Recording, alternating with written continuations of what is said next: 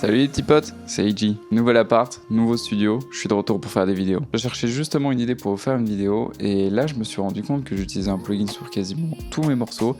Ce plugin est plutôt intéressant et je dirais même que c'est carrément le meilleur pour tout ce qui concerne les drums. Et si vous êtes comme moi, vous téléchargez des drums un peu partout sur Splice, sur Reddit et que votre dossier de drum est vraiment chaotique, ça va grandement vous aider. Pour vous montrer ses capacités, je vais utiliser un petit groove de drum que j'ai écrit.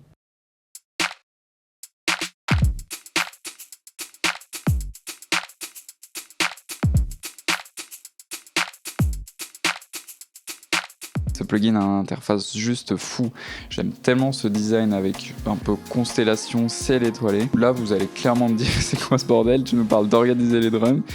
Il y a juste des points de partout. Là, je vais utiliser mes notes quand même. En gros, chaque point est égal à un sample de drum. En rouge, vous avez les kicks. En bleu, les snares, en vert, les open hi-hats, en jaune, les hi-hats, et pour finir en rose, les claps. Là où ça devient super intéressant, c'est qu'admettons, il y a une snare que vous aimez, mais c'est pas celle-là.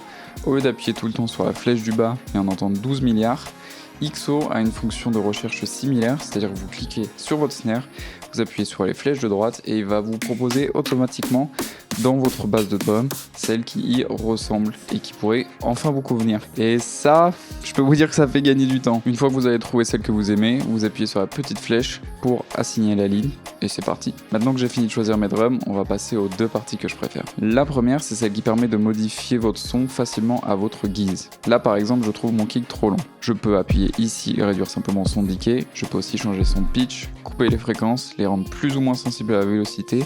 Ça c'est plutôt pratique sur les hats. L'autre partie que j'adore, et en vrai c'est plutôt pour ça que j'utilise ce plugin, c'est le séquenceur intégré. Je trouve ça super intuitif pour poser... Je trouve ça très intuitif pour poser et visualiser ces patterns.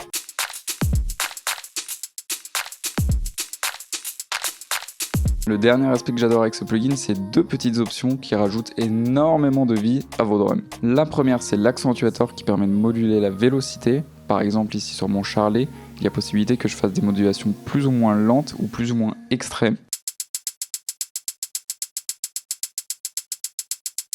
La deuxième, elle est super utile pour ajouter du groove à vos batteries. Comme vous pouvez le voir, là j'utilise pas mal cette option sur les snares et sur les hats. Et c'est ce qui permet d'avoir un sentiment plus humain, qui fait bouger la tête. Et si on exporte le pattern en MIDI, on voit bien que tous les éléments sont un petit peu décalés sur la grille. Et c'est ça qui rend vraiment le truc plus humain. Bref, vous voyez que ce plugin il sert à bien organiser vos drums facilement. Vous savez qu'en rouge chez les kicks, en bleu machin, c'est trop cool. Aussi ça vous permet de bien fouiller dedans parce qu'il y a toujours des drums qu'on a oubliés. Et là on retombe dessus et c'est vachement cool. Une fois que vous avez fait vos propres grooves, kits de batterie, etc., vous pouvez les enregistrer, ce qui est pas mal pour gagner un peu en vitesse. Vous avez aussi des presets qui sont intégrés avec des sons et des patterns, et ça franchement c'est cool. Si un jour vous êtes en panne d'inspi, ça fait plaisir. Il y a même une petite option, si vous aimez bien par exemple dans un preset le pattern mais pas les samples qui sont utilisés, soit vous pouvez les modifier vous-même, soit vous avez la possibilité de les changer en un clic juste en bas et ça vous fait des nouveaux trucs. Allez, on va se faire un jam avec tout ça.